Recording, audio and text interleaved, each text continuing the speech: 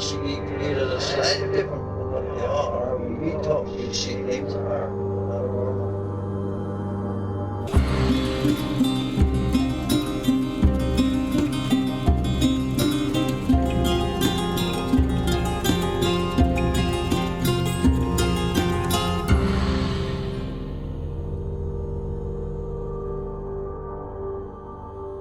Welcome to Strange Familiars. How you doing tonight, Allison? I'm doing well. Well, I'm excited about tonight. What are we doing? We're having Brother Richard on the show. Oh, I wanted to speak to that a little bit. Can I go off on a little bit on a tangent? Sure. I can always edit it out if I don't want it in the show. Tangent away. I wanted to say, as the token non-religious person on the podcast, it's okay to listen to this. Like, it's okay to listen to Catholic miracles. It's okay to listen. If you don't believe, it's a fascinating story regardless. You can take the religion out of it if that doesn't work for you. Yeah, I think that's kind of my point in this, in that even though there's a lot of religious language, the reason why I'm quoting the apparitions, I say this at some point in the episode, I forget if it's in part 1 or part 2.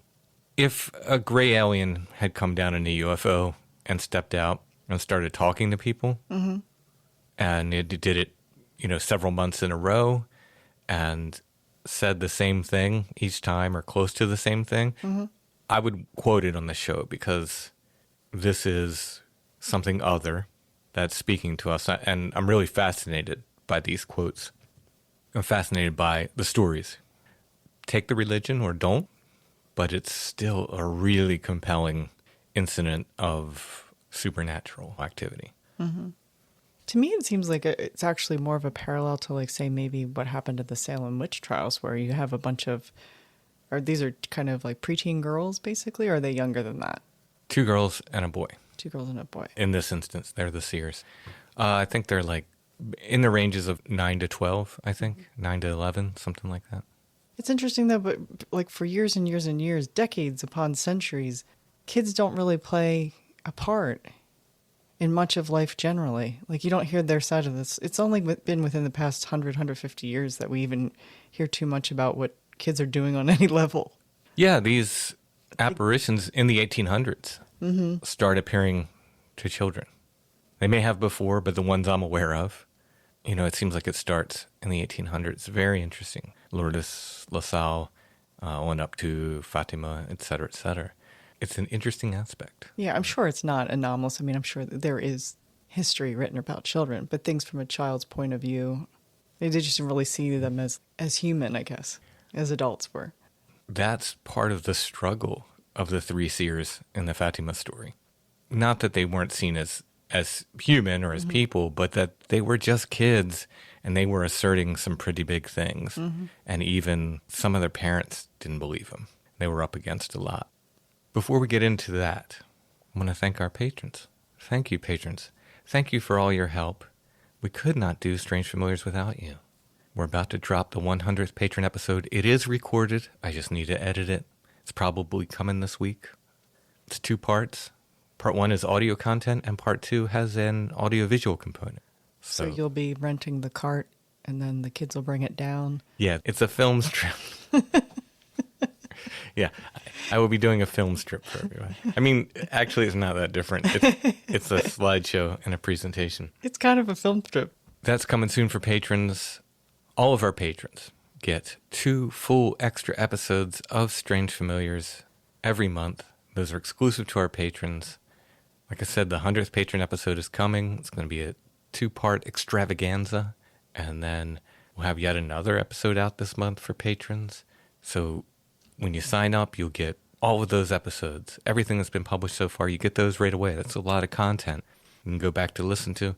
And then we're adding 2 exclusive episodes of Strange Familiars every month for our patrons.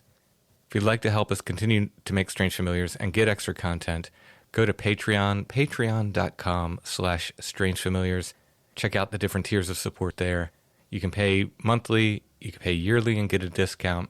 No matter how you choose to support us on Patreon, it helps us continue to make the show. Patreon.com/strangefamiliars. And now, let us get to Fatima.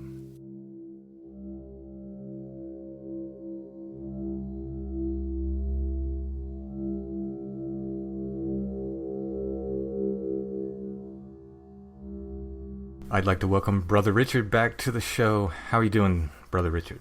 I'm good, and it's good to be back with you, as always. Well, thank you for coming back. I know this is a topic we've both been kind of excited about covering, but Indeed. Before we get into that, you have a book that is about to be published. You're very kind. I don't think it should come first. Yeah, over the last year and a bit, I've slowly been collating some of the writings that have been online and some of the bits and pieces that I've done in terms of retreat work and things like that. And after the old lockdown poem went viral, there was a publisher came nosing around, and they were interested in putting something together. So yeah, on the 22nd of September, it will come out. At least it comes out in Ireland and Europe. I think in Canada, America, the rest of the world, it comes out January, but it is available for kind of pre-order and things like that. So it's called Still Points, and it's a kind of book that sort of follows the calendar of the year, the various natural seasons, and then some of the feasts of the saints and holy days that come along as we go through the year. And it just invites people into kind of slowing down, reflecting, being a bit more meditative, a bit more aware of what's going on, and sort of dwelling in the beauty at the heart of things. That's the idea behind it anyway. Hopefully that's what it'll accomplish for people. And there's an audiobook too. There is. So if you really can't get enough of this voice, this croaky voice, you're more than welcome to listen to it that way. And it's available on Kindle as well, I believe. Excellent. Well, I'm looking forward to it. I'm sure Strange Familiars listeners will be looking forward to it. It's available all the places. Yeah, all the usual places. Yeah. And, as always, while Amazon might be a wonderful channel, and it's there and it's great, and the book's up on it, if you can find it in your or through your independent bookstore, please do that if at all possible. Absolutely. Yeah. Well, let's get into Fatima. But before that, I guess we have to talk about Marian apparitions in general and kind of lay a groundwork here. Okay. I guess we should go over what they are and what they aren't. Okay, well, maybe if we start with Mary herself, I suppose, for people who maybe are outside of the Christian tradition or have some kind of vague understanding of who she is. So when we speak of Mary, of Marian apparitions, within the Catholic and Orthodox traditions, we would have what we call a high Mariology. So Mary is extremely important within the tradition, and that's also true in some of the Protestant denominations, some of the others slightly less important. But at the very least, if we start from the very basic, she is the human mother of Jesus. And so we speak of Mary as Mary of Nazareth, a woman who lived in first century Palestine and who, through her saying yes to God, allowed the incarnation, what we believe to be the descent of the second person of the Trinity, the Logos, the uncreated Word, to assume humanity through her in the person of Jesus of Nazareth. And that's what the tradition teaches. That's what we believe. Within the Catholic and Orthodox teachings, there would be what we call the three Marian dogmas or the three Marian teachings, which refer to her Immaculate Conception. So that is that she was conceived naturally and normally by her parents, Joachim and Anne. They're the names that have come down to us through the tradition, the grandfather and grandmother of Jesus.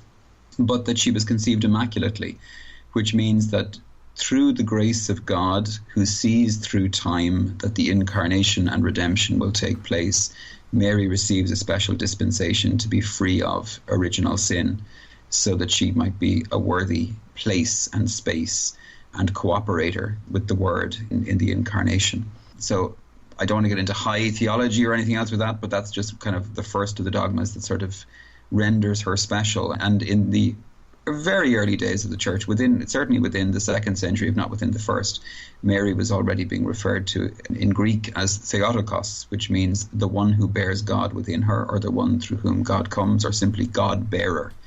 And that's the title that she had from the earliest days within the church. The second of the dogmas is that she is perpetually virgin, which means that even the birth of Christ was accomplished in some mystical way. The church doesn't say how, but in some mystical way, that her physical virginity was preserved. Some of the mystics speak of Christ being born through Mary as a sunbeam passes through a window, which I think is a beautiful image. And that's not in any way to denigrate physical motherhood or physical birth, which is one of the great sacred gifts. But it's a reminder to us, I suppose, that the divinity of Christ is operative within the birth, within the the moment of Christ's coming into the world.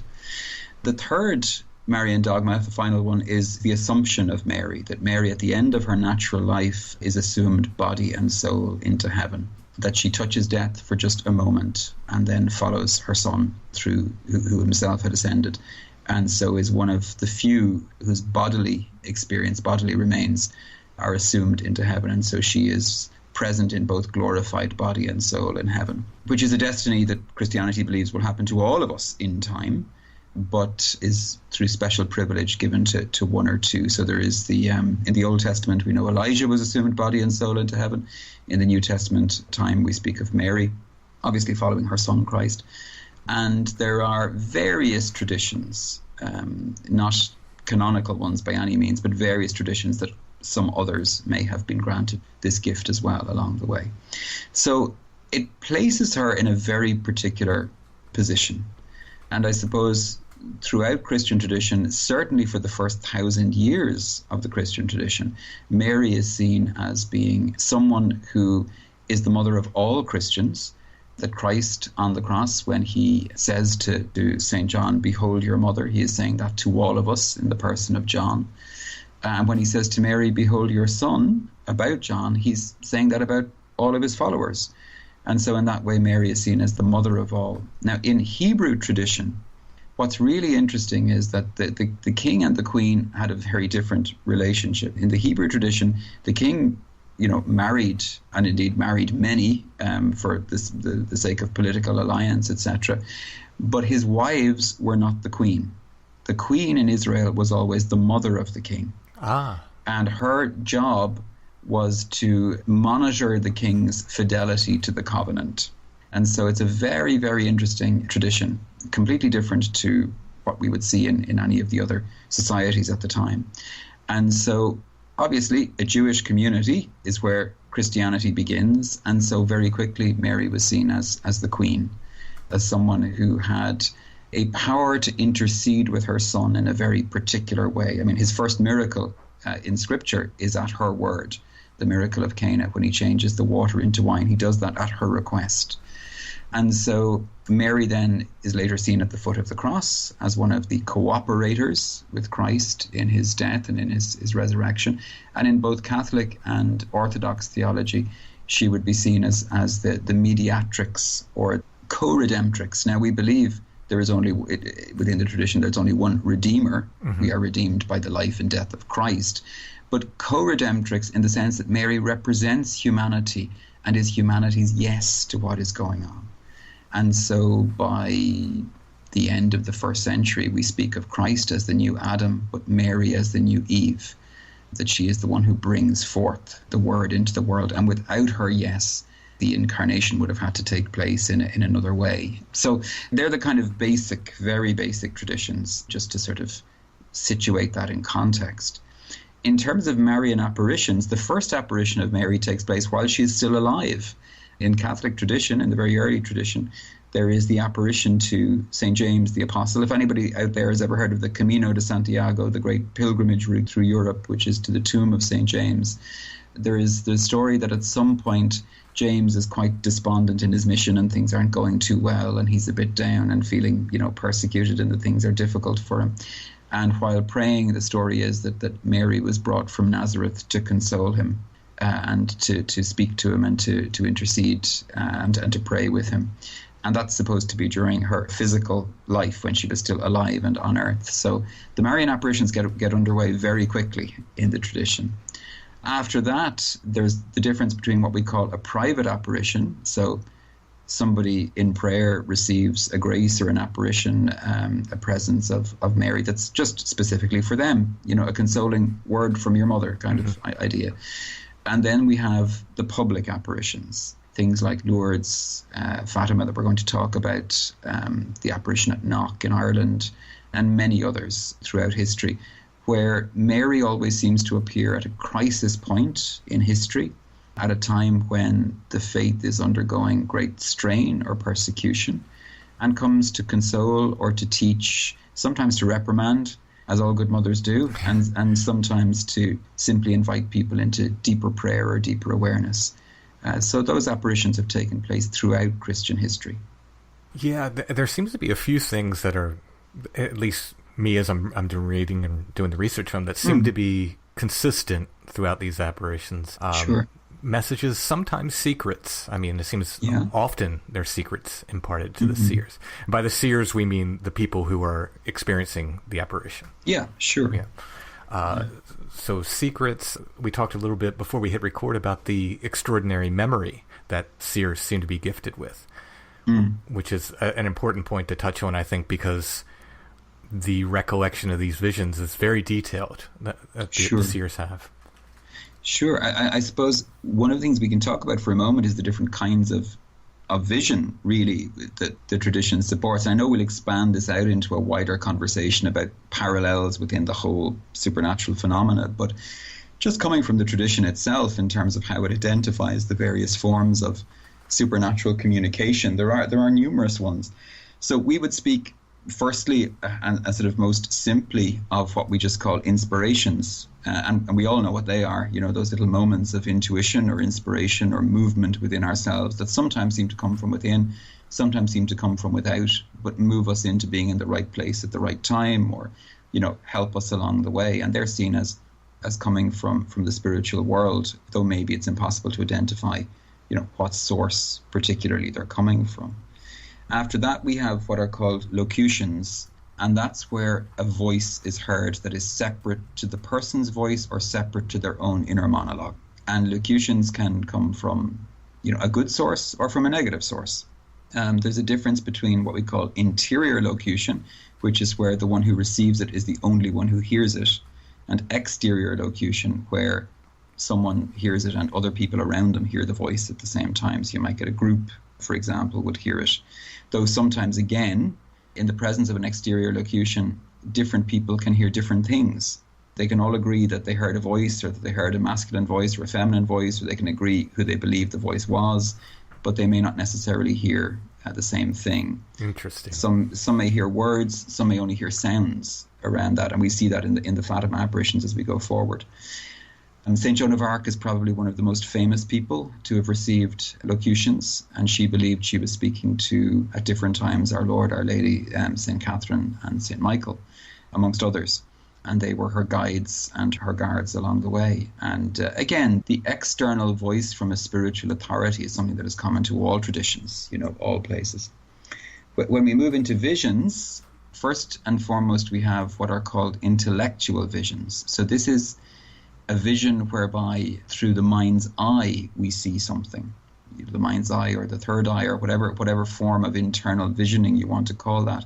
So the person is aware that this is not externally present, it is internally present, and the person might be caught up in an experience of ecstasy or stillness or numinosity, where every time they close their eyes they see this vision. You'll often find with some of the seers of intellectual visions that it's like watching a movie in front of their mind's eye. If they open their eyes, the movie stops. When they close their eyes, it continues from where they stopped. So it's a visionary experience. And this, again, it should be absolutely stated. When we speak of these kinds of visions, this is not because of any substance that anybody has taken. It's not because of any, I suppose, external experience. This is something that happens for the person. Interior visions like this, the intellectual vision, is often spoken of as like almost having a dream, but in a waking state at the same time. We then have imaginal visions, and these are always really interesting ones because I tend to find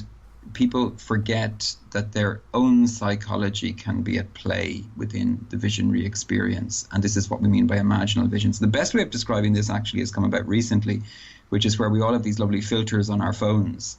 So we can hold up the phone and put a filter on, and suddenly we have, very strange characteristics over our faces, or we can have animals in the room, or we can have, lighting effects or whatever. But if you look beyond the phone, you realize the world is exactly the same as it was. And so an imaginal vision is where the spiritual source, whatever it might be, positive or negative, is using elements of the person's own psyche to build the image in such a way that the person is able to discern a clear vision But for example, you would have experiences where somebody might be seeing a spiritual entity, but the entity can appear in different forms to different people because it's using the individual's psyche. I often think of your famous show about the person who saw the sort of the white Bigfoot, the black Bigfoot, and then nothing. Right, yeah. This, to me, would be a clear example of an imaginal vision.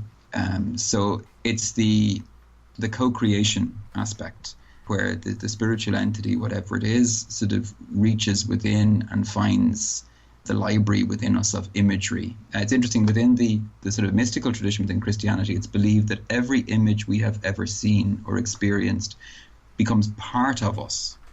The image that's often used, it's only metaphor, but the image that's often used is that the soul is soft like melted wax, and whatever it beholds or receives through its senses impresses itself upon the soul.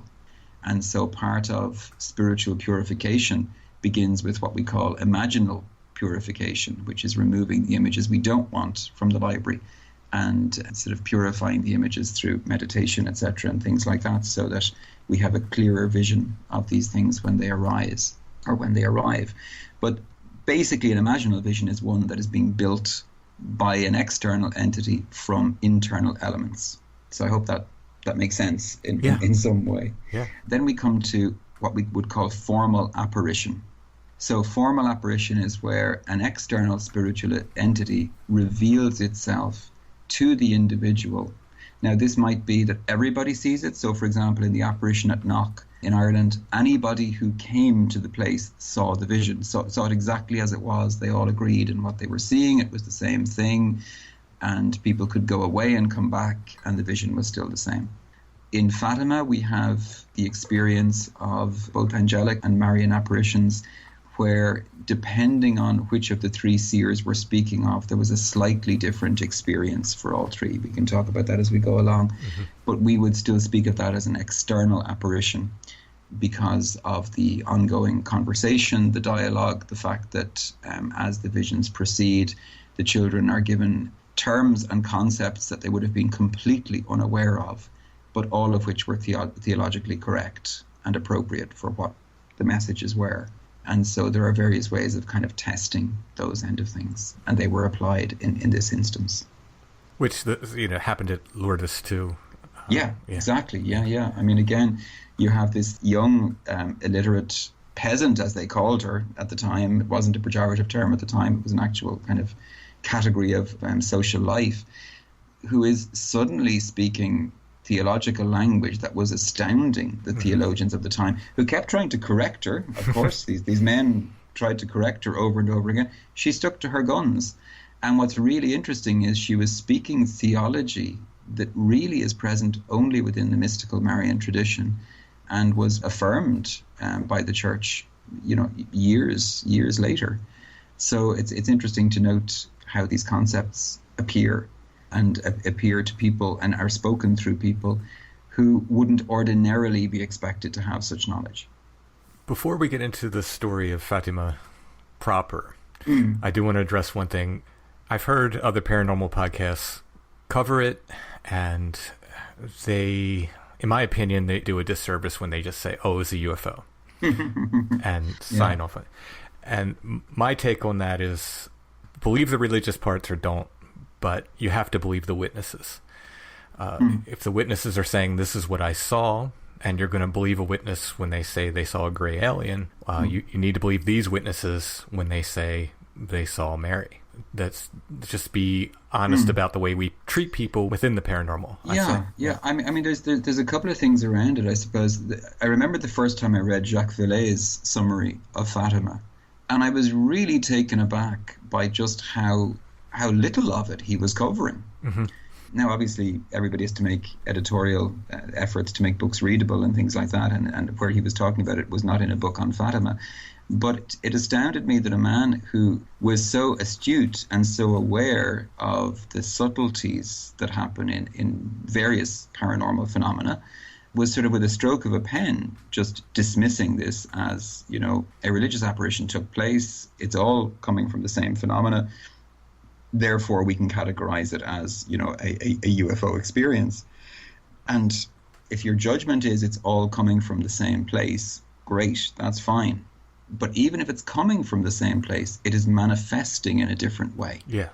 And I think what's important is for people to recognize that if we want to really understand what's going on, if we decide that there's one root phenomenon from which it all comes, then we do a big disservice to it if we immediately begin to group these manifestations into categories of our making. I think when it comes to looking at it from the religious perspective, I think you're only going to understand Fatima just as a historical event, not necessarily as a religious event. You're only going to understand it as a historical event if you actually wade in to the community of faith from which this comes. Mm-hmm. And also do them the service of recognizing that, they know of which they speak. Right. In exactly the same way as you would if you were going to interview an indigenous tribe somewhere in the world. We now know what it's like when, men, it's usually men, and it's usually white Western men, walk mm-hmm. in and with their big shoes stamp all over what people understand or don't understand and begin to impose their particular views. I would say you're dealing with something similar when somebody just dismisses automatically, all Marian apparitions, whether they dismiss them as hysterical human events or whether they dismiss them as UFO events. The important thing is to recognize, we have an event here that's numinous and unusual, and we could probably learn from it if we actually let the people tell their story. One of the main rules of Strange Familiars is we don't tell people what they saw. We let people tell us what they saw. Sure. And that applies to this. And I would just ask the listeners to do the same. Just listen to what the story was from the people who saw it. And by the way, I think I want to be very clear. I'm coming from a faith perspective myself, but I'm not in any way saying that it's wrong to say, oh, here are similarities, sure. Here are parallels, here are things that sort of overlap and that we can look at and that we can investigate. I suppose the perspective I come from is that I think it's more human-centered in that I believe we have a capacity within us to receive numinous phenomena, and that when we tune into those channels, whether it's a UFO experience or a Marian religious experience or an interior experience of, ayahuasca or one of these individuals, the same channels are in use. But, in the same way you tune in your radio or your TV, the programming may be different and come from a different source, even though it's using the same technology to arrive. So that's the kind of perspective I would take, at least as we begin. I've borrowed your phrasing on that a good bit. Okay. Feel free. So if we want to start with Fatima, we got to start with World War I, I think. Sure. It starts in 1914. Fatima's in Portugal. It's a little area in Portugal, a little very rural parish. And Portugal itself tried to stay neutral, but was drawn into the conflict by March of 1916. That's when Germany declared war on Portugal. There was something else happening in Portugal at the time as well. There was the governor of the First Republic took over in 1910. Now, Portugal was previously a very pro-Catholic state, and what the government that came into power in 1910 was very anti-Catholic. Absolutely. You have this extraordinary experience in many of these countries at the time, which moves into Spain later, where you have a populace who are very Catholic and still continue to be Catholic in practice, but a sort of a nobility / ruling class / government who takes a very anti-church understanding. And this was as nationalism was really beginning to come to the fore, and so bodies that were pan-national were considered with great suspicion.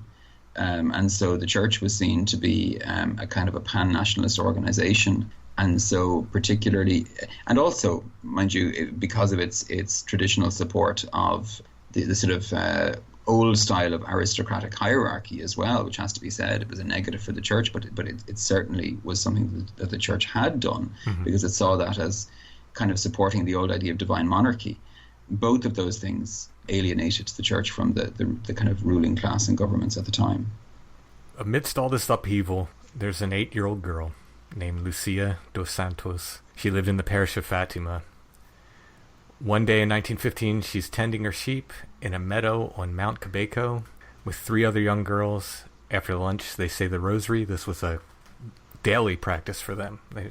It should also be said that they said the rosary as children do, which is, and she says herself in one of her memoirs, they said the rosary as quickly as possible, yes, shortening the prayer so they could get to their games as quickly as they could. Yeah, I think she just said they would say Hail Mary for each, just Hail Mary, not the prayer. Exactly, yeah. After they say the rosary, they see this strange cloud above the trees in the valley below them. They described it as whiter than snow, almost transparent, but in a human form. Mm-hmm. Lucia would witness the same phenomenon 2 more times that year, and later she would come to understand this is the figure of an angel. Mm-hmm. In 1916, she's with her 2 younger cousins, Jacinta, who was 6 or 7 at the time, I'm not sure exactly the timeline, and Francisco, who had just turned 8. And usually children younger than 8, they didn't let them go out with the sheep, but Lucia had a very strong connection, apparently, with children loved her. And they just wanted to be with her so much that they just begged their parents to be allowed to go out to, take their sheep out to pasture with Lucia. Yeah, I think you have that sort of agricultural culture at the time where children were the workforce. Mm-hmm. Very, very often they had far more responsibility than we would ever give children now. Yes. Just sent off for the day, to mind sheep and given a stick to sort of drive off any wild animal that might turn up. What's interesting as well, I suppose, about them is that there is a kind of a relationship very quickly of huge trust between the 3 of them. Lucia at one stage, speaking of Francesco's character, speaks of him as if she told him to stand there or sit there, he would simply do it and would stay there until he was called again. So there was a kind of an obedience to her. They recognized in her kind of a voice of authority, I think, as the older girl, even though she was only, a year or 2 older than them. On this particular day, they had taken shelter from the rain amidst some boulders, and they ate lunch and again prayed the rosary, and they heard a powerful wind, which we can draw comparisons between that and UFOs and fairies and many, many other things. Yeah, I'm sure there are people out there in Strange Familiars land who are ticking boxes as you're describing all of the various elements assembling, everything from the boulder field to the cloud to the wind. Yeah. And they said they could see the olive trees swaying and creaking, a light coming toward them, and they described it again as whiter than snow. This comes up again and again. In the center of this light is the form of a young man who, again, was almost transparent, they said gleaming and crystalline, and appeared to be about 14 years of age and more beautiful, they said, than anything they'd ever seen to that time.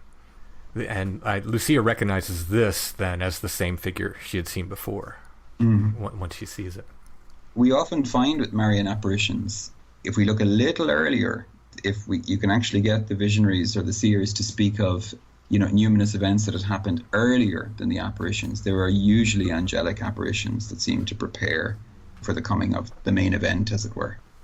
Yeah, it happens quite often in these. The figure begins to speak, says, "Do not fear. I am the angel of peace. Pray with me." He then kneels and touches his forehead to the ground.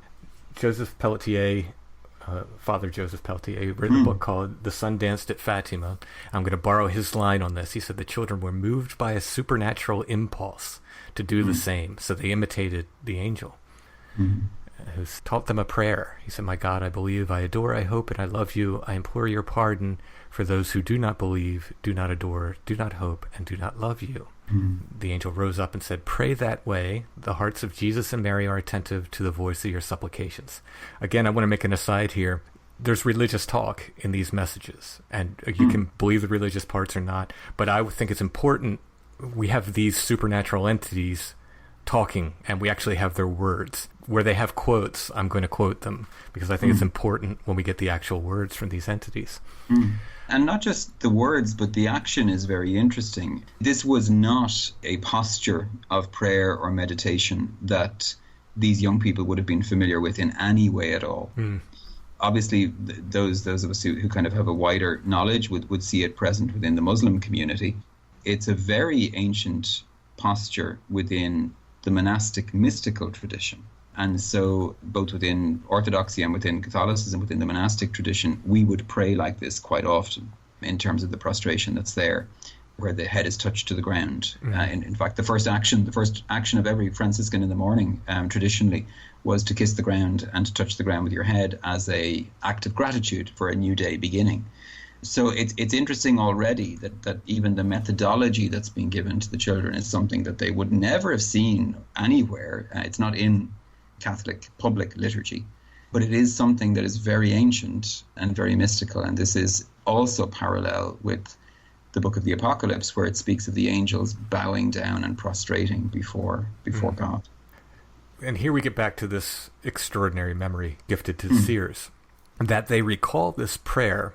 And I mean, what 8-year-old could come up, or 12-year-old even, could come up with this prayer, right? This is a very, not something a child would come up with, let's say that. And not only do they remember it, but they begin to repeat this prayer and repeat this action, over and over in their daily life. But back to this day, after the angel departs, they remain prostrate. They repeated this prayer over and over again for a long time, and they spent the rest of the day in silence. And they don't even tell anybody about this until later. There seems to have been a real impression within them that this was something. It wasn't said to them by the angel, but there was an impression within them of not sharing this with anyone. Yeah. And in fact, at this point, they don't even speak amongst themselves about it. The only thing that happens is Francesco, who doesn't hear the voice of the angel. He sees the angel, but he never actually hears the voice of the apparitions along the way. Is asking Lucia and Jacinta to tell him what was it the angel said. He learns the prayer by hearing the girls pray the prayer out loud. That's how he receives the prayer. And his description of the angel is exactly the same. The three of them were always in unity in terms of what they saw, apart from one of the later apparitions, which we'll get to, where depending on the seer, they saw slightly different things. But what's interesting is that, he asks Lucia, what else did the angel say? He asks Jacinta the same. And the two of them actually physically can't answer him at that moment. They keep telling him, we'll talk later. For now, we just need to think about the angel. That's something that they keep talking about, is thinking about the angel, which is really interesting. For young, gregarious children to suddenly choose silence and stillness, there's some interesting movement going on, at least intellectually, with that. Yeah, particularly Jacinta, she made a real change before and after these apparitions. She's described beforehand as, honestly, Lucia describes her as kind of a brat,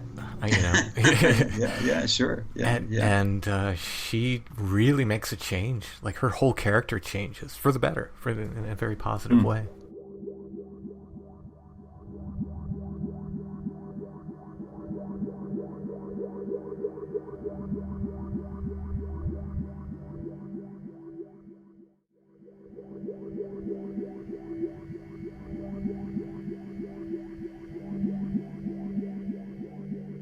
If we move to the summer of 1916, the children are playing at the well behind the Dos Santos house, Lucia's parents' house, and the same angel just suddenly appears and says, "What are you doing? Pray a great deal. The hearts of Jesus and Mary have designs of mercy on you. Offer prayers and sacrifices continually to the Most High." And Lucia asks back, "How are we to offer sacrifices?" The angel says, "Make a sacrifice of everything that you can and offer it to the Lord as an act of reparation for the sins by which he is offended and of supplication for the conversion of sinners. In this way, draw peace upon your country. I am its guardian angel, the angel of Portugal. Above all, accept and bear with submission the suffering that the Lord will send to you." And again, the angel disappeared. It's interesting, I suppose, number one, the angel describing itself as the guardian angel of a country. But this is very ancient theology. Again, it goes right the way back even to the Old Testament, where a number of times within the scriptures, both Israel is described as having an angel, and in fact, at one point, Persia is described as having an angel as well, and that one of the angels goes to help another one in a conflict.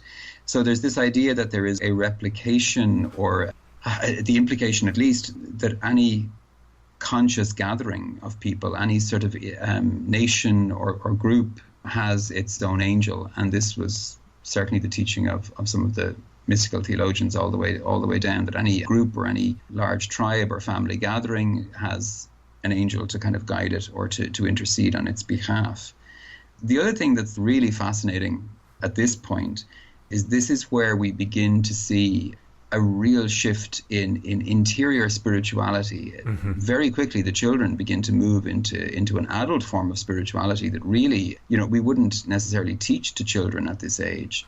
They begin to move into doing what the angel asks, this idea of making sacrifices. Yeah, they take it very seriously. They certainly do, to the point where, as we'll see later, their sacrifices are actually, they're asked to kind of lessen things a little bit. Yeah, take it back a notch. Yeah, exactly. And again, we have this where Francesco can only see the apparitions. He cannot hear them. Yeah. Jacinta can see and hear them, but she either cannot or does not speak to them. It's unclear whether she just doesn't speak or she cannot speak to them. Yeah. Where Lucia can see, hear, and speak to them. Yeah.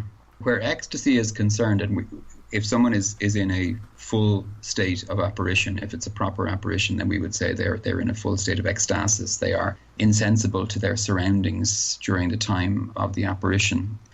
The interesting thing around it is that their senses are suspended. And so we see in numerous apparitions, for example, in Lourdes at one point, Bernadette tries to speak but can't until the apparition gives her permission to speak. In the much later, more modern apparitions at Medjugorje in what was Yugoslavia, currently Croatia, because it was so modern, the visionaries were subjected to all kinds of measurement, sensory measurement. And what they discovered there was that when the crowd looked and saw and seemed to think that the visionaries were having dialogue with the vision, with the apparition, what was happening, according to the scientists who were measuring them at the time, was that their vocal cords were moving. Air was going across the vocal cords, but no sound was coming out. Wow. So, yet, according to the visionaries themselves, they could hear the sound of their voice as though normal. So there's some really interesting stuff going on here, which would indicate that even within the differences between the three, that what we're seeing is what we would certainly call a state of simple ecstasy, yeah. Mm-hmm. After they see the angel, the children find themselves, they said, like tired and weak for days afterwards. But they were happy. They said they wanted to think about the angel, but they just found themselves kind of exhausted. Sure.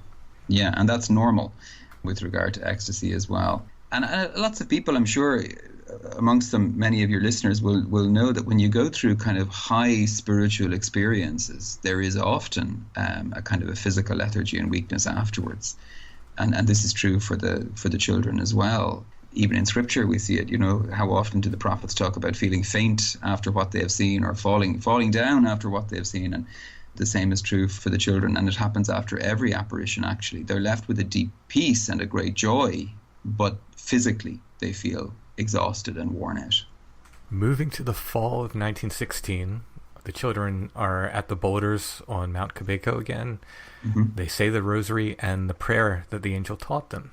And the angel appears, this time carrying a chalice and a host. The host is dripping blood into the chalice. The angel prostrates on the ground. The host and chalice remain suspended in the air. Very interesting detail. And then the angel says, Most Holy Trinity, Father, Son, Holy Spirit, I adore you profoundly and offer you the most precious body, blood, soul, and divinity of Jesus Christ, present in all the tabernacles of the earth, in reparation for the outrages, sacrileges, and indifference by which he himself is offended, and by the infinite merits of his most sacred heart and those of the Immaculate Heart of Mary, I beg of you the conversion of poor sinners. He repeated this 3 times, rose up, and then gave communion to the children.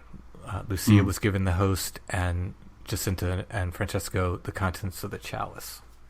This is the first time that we see Lucia being separated out from the other two, and we'll see why as time goes on. But this was actually one of the most theologically difficult apparitions for a lot of those who sort of examined things at the start to understand, because for those of your listeners who wouldn't be aware, within Catholic and Orthodox tradition, only a priest can consecrate the Blessed Sacrament, can say the Mass, and so consecrate what we call the host, the bread, and the wine to become essentially the body and blood of Christ. And that within the Orthodox and Catholic tradition, and within some Protestant denominations would be considered literally the transubstantiation of the elements of bread and wine into the body and blood of Christ. In other denominations, it's seen in a more commemorative way. Yeah, symbolic, Yeah. So at this moment, the big question of the theologians was, where did this angel get the Blessed Sacrament?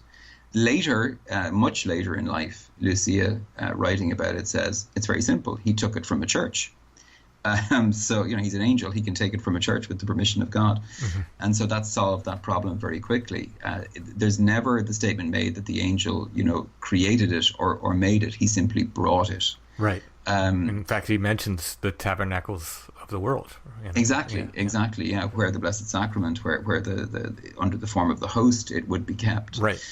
So what's interesting again, and I'm not going to go into it hugely because that's more of the religious dimension, but I really want to impress upon your listeners, the theology of the prayer is extremely deep.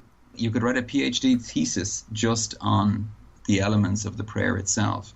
But what's happening at the moment is the children are being invited into a particular form of spiritual relationship or sanctity that we would call becoming victim souls. And this is a soul, normally an adult, who consciously chooses to unite their life to the suffering of Christ on behalf of others. And I suppose for many listeners who maybe wouldn't be aware of this within the Christian tradition, the nearest thing I think to it is the bodhisattva idea within the Buddhist tradition, which is someone who dedicates their life completely to becoming compassion in the world. And so this is what's happening to these children. They're being invited into being ministers of compassion, literally reminding the world of the love and the compassion of God. Once again, the children imitate the angel, prostrate. They repeat the new prayer. Again, extraordinary memory. It would take me a good while to memorize that prayer. Indeed, absolutely, yeah. And again, they're left physically tired, but emotionally and intellectually stirred. It was definitely felt amongst those who examined the children that their intelligence was far above what you would expect for those children of that place and of that age. Now, that might show the prejudices of some of the more educated people coming from the towns, etc. But at the same time, there is an experience going on that we would speak of as what we call infused knowledge. And that's where the experience that the child is having, that the seer in this case is having, is so numinous and so spiritual that it's being impressed on the intellect like a kind of a stamp. And so the young person has perfect recall of it, perfect sensory recall of it, no matter what. And so as time goes on, and we'll see many people try and say to the children, you didn't see this, you saw that, or you didn't hear this, you heard that. They remain absolutely word perfect in everything that they saw. And this is something we see in many people who have numinous experiences, even outside of the religious tradition as such. The one way to offend them is to tell them they've seen something else, right? Because they are so sure. This is more. How often do we hear in experiencers' statements or stories? It seemed to be more real than real. Mm-hmm. It has this heightened reality that makes sure the person, when they're allowed to remember it, remembers it absolutely clearly. They are. They're still children. They still like to play. Of course. They still, but they are really propelled into, I guess, a kind of spiritual maturity that you just don't see, in most adults, honestly. Absolutely. Yeah, absolutely. Where they arrive at and the levels of sanctity that they arrive at in a very, very short time, to my mind, is one of the greatest validations of this as a genuine spiritual experience. Mm-hmm. Moving to May 13th, 1917. Our three shepherds are playing in the Covada area. It's a pasture owned by Lucia's family. And this will become a very important place going forward here. They see a bright flash. They think it's lightning. And they decide, well, we better gather our sheep and head for home. They're approaching a holm oak tree. And they see another flash that they said was brighter than the first. And then they're caught in a glowing light. They said it was almost blinding. Above the branches of the oak, they see a beautiful woman. They said light seems to radiate from her. She seems to be clothed in white light, more brilliant than the sun. Despite this, they said they have no difficulty looking at her. You could tell words fail in their description. Yeah. You know, it's brighter than the sun, but, you know, we didn't have any problem looking at her. They describe her as more beautiful than anything earthly. They said her face showed an expression of both maternal sweetness and grave seriousness and sadness. Her hands are joined at prayer in her chest. Her rosary with a white crucifix and white beads, which look like pearls, hangs between her palm over the back of her right hand. She's wearing a simple white tunic, which they described as luminous, which is gathered at the waist with no belt or sash. A white mantle, also glowing, covers her head and shoulders, hangs over her body. At the edge of this, on the sides and bottom, a line of gold. And the golds, they said, seemed to stand out brighter even than the rest somehow. And she had 2 pieces of cord that seemed to be made of yellow light hanging from her neck that joined slightly above her waist in another little ball of the same yellow light. About a foot from the edge of the tunic in the center shined a yellow star. So her face, feet, and her hands seemed to be composed of a flesh-colored light. So they looked like flesh, but they were also glowing. She stood delicately on the leaves of the home tree, composed of light which seemed to give off waves, making it appear as if her garments were undulating. Wow. Yeah. You could stop there and just take a take a while even to think about it. Again, as you say, you know, earthly language begins to be a problem here. This is not conceptual language. You know, all we can do is speak in the language of metaphor and comparison. And so when the heavenly person appears, and they are obviously taken aback, but again, the memory is so real, is such a deep experience for them, that they never failed in their description. You know, it never changed, even down to these tiny little details of, you know, what she was wearing, of the hem of her garment, the rosary being on, you know, a particular hand, etc. And there are a couple of things I think that are important. The first is this idea that even her body is made of light. And this is, again, what we speak of when we speak of the glorified body, that, you know, those saints and holy ones who have arrived at a point where they are completely at one and completely unified with God. We often hear of the body kind of transforming itself into light. Again, in other traditions, the Eastern traditions, they would speak of the light body. So this is something that is quite common for higher spiritual personages, that we see light, we see the idea of light being condensed in some way, that the essence of the being is light. And this is what they are seeing, that this person is formed of light, while at the same time being clearly an individual, a person. The lady, and it's important, right now, they only refer to her as a lady. Yeah. So they were honest. We don't know who this is. Yeah. And the lady speaks and says, "Do not be afraid. I will not harm you." Lucia asks, "Where are you from?" And the lady replies, "I'm from heaven." And Lucia says, "Well, and what is it that you want of me?" The lady replies, "I've come to ask the 3 of you to come here for 6 consecutive months on the 13th day at the same hour. Then I will tell you who I am and what I want. Afterward, I will return here a 7th time." Lucia asks, "Will I go to heaven?" And the lady answers, "Yes, you will." And she says, "And Jacinta?" "Yes." "And Francisco?" And she replies, "He will go, but he must say many beads." Now that, for listeners, that was sort of shorthand for rosaries. Yeah, to pray your beads. Yeah, it's always an interesting one. Poor Francesco, you know, he's told you got to put the effort in. One of the things I think that's present in these dialogues is there's a wonderful child. I mean, we see the child, you know, who's looking for, you know, what do you want and will I get to heaven, you know, and it's very quick. It's that direct communication that comes from a child that age. And at the same time, that idea of, I want to know about my friends as well. You know, if I'm going, I want them all to go with me.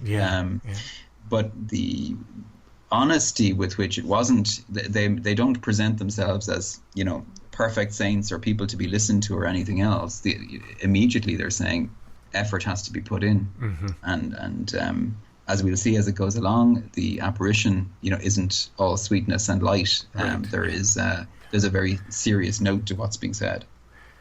Lucia then asks about 2 girls from her town who had recently died, and she said, "Is Maria das Neves in heaven?" The lady answers, "Yes." And she said, "And Amelia?" And the lady answered, "She will be in purgatory till the end of the world." So the lady makes a request then. She said, "Are you willing to offer yourselves to God and bear all the suffering he wished to send you as an act of reparation for the sins by which he is offended and of supplication for the conversion of sinners?" Lucia answers and says, "Yes, we are willing." The lady says, "Then you will have much to suffer, but the grace of God will be your comfort." As she says this, she opens her hands, and an even more intense light shines on the children, and they said they felt that this light penetrated their souls. The children knelt and prayed, "O most holy Trinity, I adore you, my God, I love you in the most blessed sacrament." After a few moments, the lady speaks again. She says, "Say the beads each day to obtain peace for the world and the end of the war." She turned slowly, rose, and glided towards the east. They said she was surrounded by a vivid light that seemed to open a path for her in the sky. She disappeared in the distance. So, from the beginning, Lucia said we should keep this a secret. And she warned her little cousins not to say a word about it. But Jacinta, as soon as she got home, told her mother that they had seen Our Lady. She was, Jacinta was very clear from the beginning who she believed it to be. Lucia and Francesco, Francesco could only go by what the girls reported to him, because he saw everything but didn't hear anything in the voice. He could see Mary speaking, and he could hear the replies of the sisters, of the girls, but he couldn't hear the apparition. He was perfectly happy to do what Lucia had said in terms of keeping it secret, and I think he kind of realized that if it was said, there might be trouble. Jacinta, being very impetuous and still at that stage, immediately identified the apparition as Our Lady. Important to note too that, and Lucia describes this in some of her notes on it, how important and how much it was impressed upon them not to lie. This is a very big thing. She said, particularly in her family, like, you just never tell a lie. You just do not lie. Yeah. And there comes a moment later, much later, where Lucia is accused of having received money from somebody, and she is adamant that she didn't. And they were different days, but she speaks of her mother, taking up the broom handle and giving her clothes a good dusting, is the way she puts it. And she said only when all the dust was gone, was the mother satisfied that she was still telling the truth. So they knew what would happen if they were caught out in a lie, and that it wouldn't be pleasant. And yet they maintained the truth of this throughout. Yeah. They were immediately, so the word gets out. This is a small village, right? As soon as Jacinta says, we saw, something amazing, it gets out quickly. And, this is probably some of the trials the vision was relating start right away, because they're immediately accused of lying by many, including Lucia's own mother. And it was a long time before Lucia's mother accepted there was anything going on. Yeah. Long time, actually, yeah. But they always stick to their story. That's amazing. So the next month, the word has gotten out. It's June 13th, 1917. About 50 people have gathered in the cova. And about noon, Lucia sees a flash of light. The seers run to the home oak, followed by the crowd. They kneel, the crowd does the same, and the children seem to be in ecstasy. They're silent and gazing at the treetop. The lady has appeared again, and Lucia asks, "What do you want of me?" And some of the onlookers strained to hear a reply. And they said they heard a sound like a buzzing bee. Which, again, you can check one of those boxes for... Absolutely. Yeah, indeed. Fairies and UFOs. Others said they heard a sound like distant voices. And the lady says again, "I want you to come here on the 13th of the coming month, and I want you to recite the beads every day. I desire that you learn to read." Very interesting. That's a very interesting point. Later I will tell you what I want. And Lucia said, "There's a cripple who asks that you cure him." The lady says, "Tell them, and if he converts himself, he will be cured within a year." And Lucia said, "I would like to ask you to take us to heaven." And the lady replies, "Yes, I will take Jacinta and Francesco within a short while, but you are to remain on earth for some time longer. Jesus wants to use you to make me known and loved. He wants to establish in the world the devotion to my Immaculate Heart. To those who embrace it, I promise salvation. These souls will be loved by God, like flowers placed by me to adorn his throne." Lucia then asks, "I'm to remain here alone?" And the lady replies, "No, my daughter. Does this cause you to suffer much? Don't be discouraged. I will never abandon you. My Immaculate Heart will be your refuge and the way that will lead you to God." She opened her hands, and the children are again enveloped in light. She holds a rosary in her right hand. A heart appears in front of her on the left side. This is encircled by thorns, which seem to pierce the heart on every side. Of the entire apparition, they said only the thorns were not composed of light. They said they were brown and natural looking. After this, the apparition rises, floats off to the east as before. No one but the seers could see the apparition. But as it departed, several people said they heard an explosion, described by some as underground thunder. There's another, check another box, paranormal folks. And others described it as a rocket taking off. So the onlookers saw a smoke-like white cloud rise from the tree and depart to the east. So they were seeing things. The other people were seeing things. They just weren't seeing what the seers were seeing. Yes, absolutely.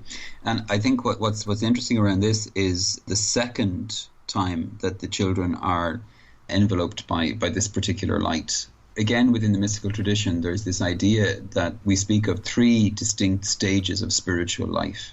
The first is purgative, which is about literally the purification of the self, the conversion of the ego, moving from a kind of a selfish way of life to a generous way of life. And the vast majority of human beings, that's the stage we're at. You know, we're working on ourselves as best we can. The second stage is called the illuminative. And when purgation has finished, the illuminative is this idea that the soul is penetrated by divine light in such a way that it now has total knowledge of itself and of God. And this may manifest in various charisms like clairaudience, clairvoyance, etc., these kind of ideas. Also sort of at times telepathy or the knowing of secrets or knowledge that they would not otherwise know, the infused knowledge that I meant before. But one of the elements of that illumination is a strengthening of the will, so the human will begins to rest more fully and completely within the divine will. And that, to my mind, is what we're seeing here, that these young people, as young as they are being in some way strengthened or infused with light so as to be able to carry these messages forward and to be able to live according to the wishes of the visions for them. The other element I think that's really interesting around it is this idea of the people leaning in to try and hear what's being said. Yeah. You know, this is not, you know, a nice crowd standing respectfully off at a distance. The children were often jostled. They could find themselves being surrounded. People were waving hands in front of their faces. There are reports, certainly from other apparitions as well as these, you know, of people actually actively pinching or hurting or even, you know, shining lights in eyes and doing all of these kind of things. Sticking them with pins. Exactly, yeah. So, I mean, this was not a pleasant experience of people standing around respectfully and sort of, you know, children getting kind of a buzz out of being famous or celebrities. It was quite a frightening experience for them in terms of the people, except in the moment of the apparition. And then, as you mentioned, you know, what's also interesting is the fact that many people see and hear different things depending on who they are and where they are. Everything from the rocket taking off to the underground thunder noises. And again, these all seem to be elements that we find in any kind of major numinous event.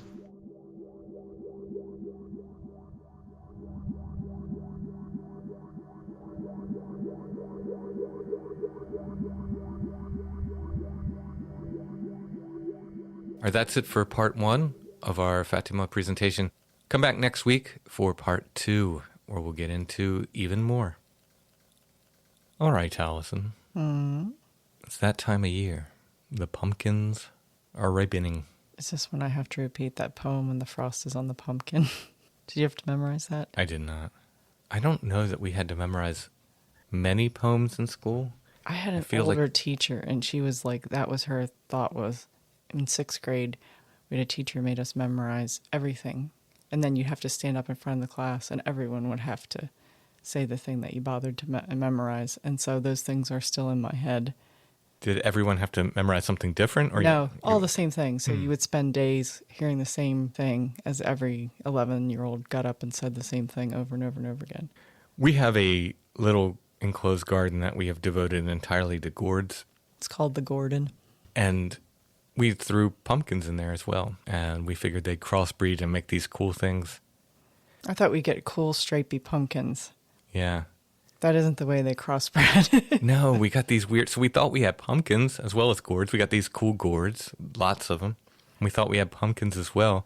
And I went to pull the pumpkin, And my thumb just literally went right through it. Yeah, it was like a totally different kind of texture to the outside. It was like thin, and you could stick your thumb right through it, but not because it was squishy, just because it was thin. Yeah, it was like papery, and there's just seeds in it. There's like no no meat, flesh. no Yeah. like pumpkin. Yeah, very, very strange. So we didn't get pumpkins. We'll have to buy some pumpkins. Yeah. Tons of gourds, though. All we got is like slightly obscene gourds. We are out of our gourd with gourds. But for the curiosity of the week, I have something seasonal, Allison. Yeah. We're starting a up until Halloween run, I guess. I don't know if we have enough Halloween stuff. We have enough. Oh, do you have Halloween stuff? We have enough related to Halloween. All right, if you say so.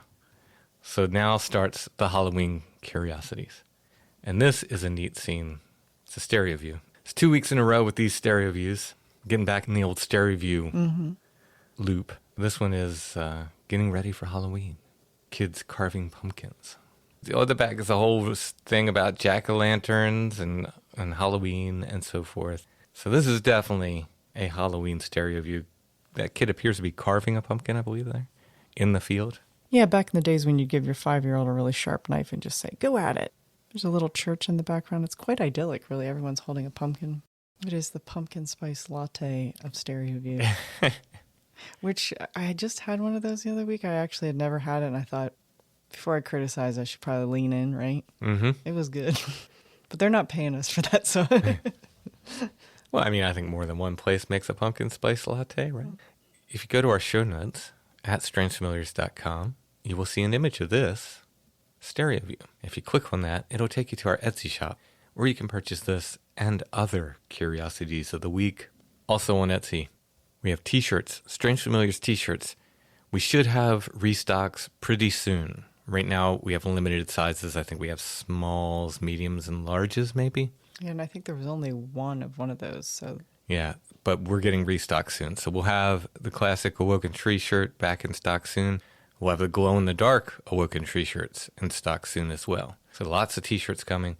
Also at Etsy, artwork, originals, and prints, copies of my books, including Apparitions, my collection of illustrations. Etsy's the only place to get it because I can't figure out how to get that one on Amazon. All my other books are on Amazon, but that one, not so much. What else is on Etsy, Allison? Strange Familiar stickers. We've got photos. Allison's put up lots and lots of antique photographs and much more. Go ahead and check out our Etsy shop. Our shop name is Lost Grave, but if you type in Strange Familiars, our stuff will come up. You click on that, and you can get to our shop that way. Purchasing from our Etsy shop helps support the show, helps us keep making Strange Familiars. Thanks to everyone who has done it and will do it in the future. While you're at Etsy, check out Chad's shop, Ruck Rabbit Outdoors, and our friends at Karmic Garden. My appearance at Transcendent in Scranton went well. I had a great time. I want to thank the folks at Transcendent for having me up there. I think people liked my speech. A lot of people stopped by, said hello, took pictures with me. I had a great time. The next and only other time so far to catch me live this year is at Albatwitch Day, October 8th, Columbia, Pennsylvania, at the Columbia Riverfront. I will be speaking. I think I'm going to be doing a little talk on haunted bridges, a.k.a. the Witch Cloud. And then I'll be at Strange Realities, but I will not be in Nashville for that. I will be beaming in remotely. I'm hoping to have one more other local live appearance to announce. Hopefully before Halloween. Yeah, in October sometime. We'll see. There's a lot to organize with that yet, but there may be one more to announce. I guess that's it for this week. We'll be back soon with more Strange Familiars.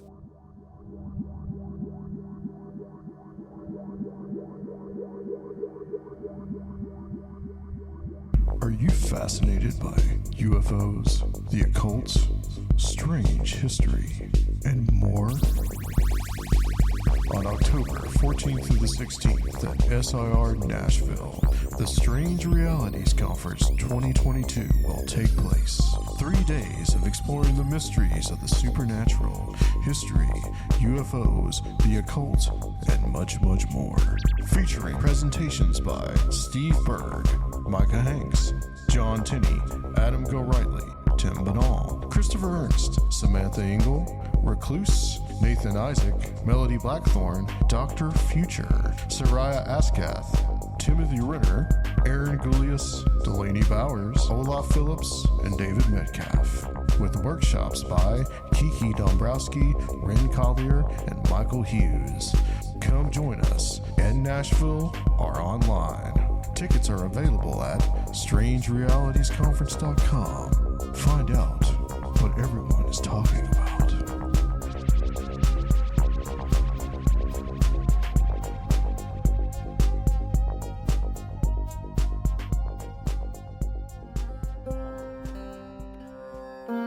We live our entire lives knowing that death awaits us.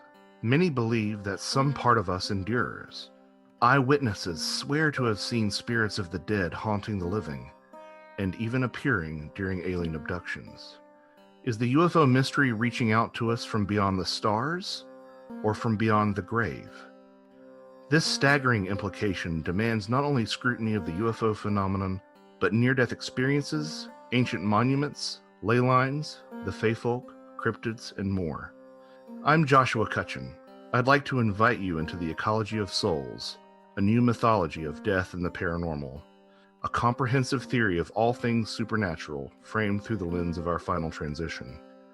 Join me as we journey from the depths of prehistory to the present, from the outer space of the cosmos to the inner space of the self. Ecology of Souls, Volumes 1 and 2, now available from Amazon in print and as a combined ebook. Welcome to the Ecology of Souls.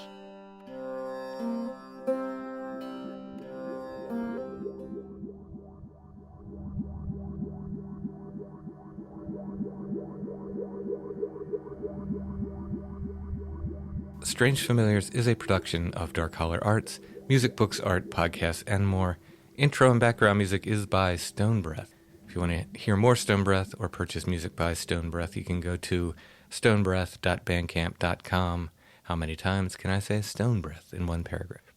Strange Familiars is on Facebook, facebook.com/Strange Familiars.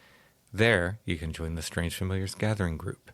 And we're on Instagram @Strange Familiars, one word. Give us a follow.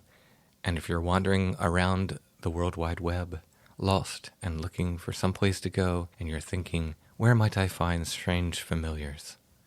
It's at strangefamiliars.com.